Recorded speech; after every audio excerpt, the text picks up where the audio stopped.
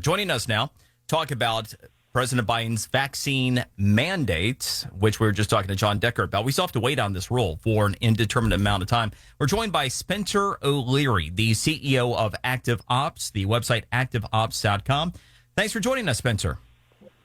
Hi, Brian. Good morning.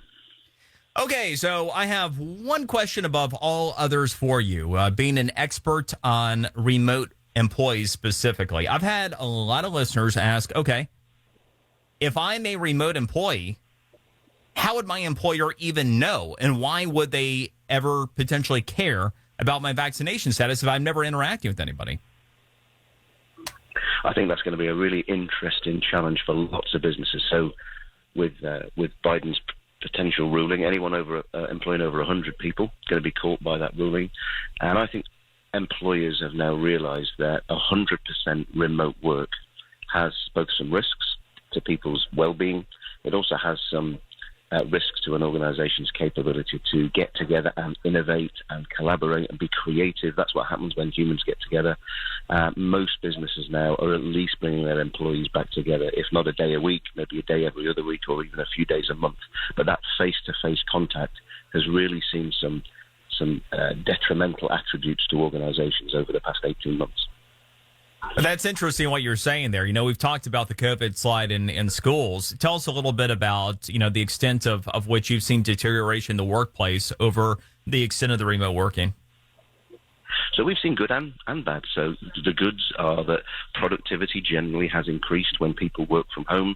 They have less distraction, other than maybe some family things, but for the most part, less distraction, which means people actually get more work done in the time available. However, the things that have deteriorated and now continue, employee well-being is a real cost to business. It causes sickness, it causes attrition. I've got some large banks and insurance companies in North America today telling me that's going to cost them more money in 2022 than anybody who underperforms. So keeping an eye on employee well-being, making sure that the data I have as a manager balanced between productivity and well-being is absolutely critical. The other thing we've seen dramatically reduce over 2020 and into this year is creativity. People get together and innovate.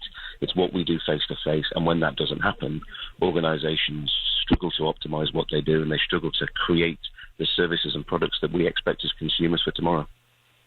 I came across a report that I found fascinating over the weekend that increasingly there's a trend with some full-time employees that are working remotely full-time, working multiple full-time jobs, often without the other employer's knowledge, and trying to make all that work. Have you seen something along those lines? We have seen something along those lines. And, you know, it was hard enough as a manager managing a team of people or managing more than 100 people. It gets harder the greater the scale. It was hard enough to do when everybody worked in the office, having sufficient data to know how many people I'd got and how much work needed to get done and trying to balance the two. And then doing that remotely, when as a manager I can't see or hear my employees anymore, it's nearly impossible to do if you haven't got the right data, making sure that data is balanced and make sure managers are in control.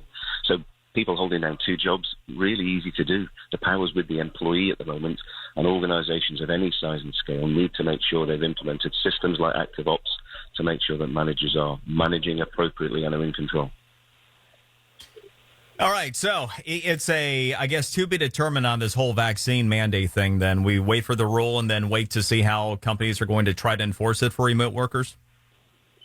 Yeah, and I'd encourage anybody who manages a business, large or small, today to think about what they're going to put in place, whether Biden's vaccine mandate goes through or not. There's a real challenge in making sure that, 3 years ago, there were enough variables in any business to make it hard to do.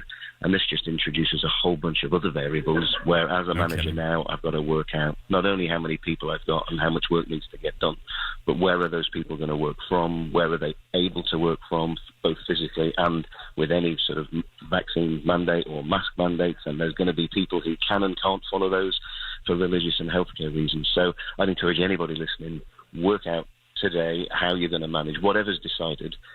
There's one thing's for sure: the world's never going to go back to how it was 2 years ago, and we need to manage differently. Spencer O'Leary, the CEO of ActiveOps, activeops.com, the website. Appreciate the time and the information.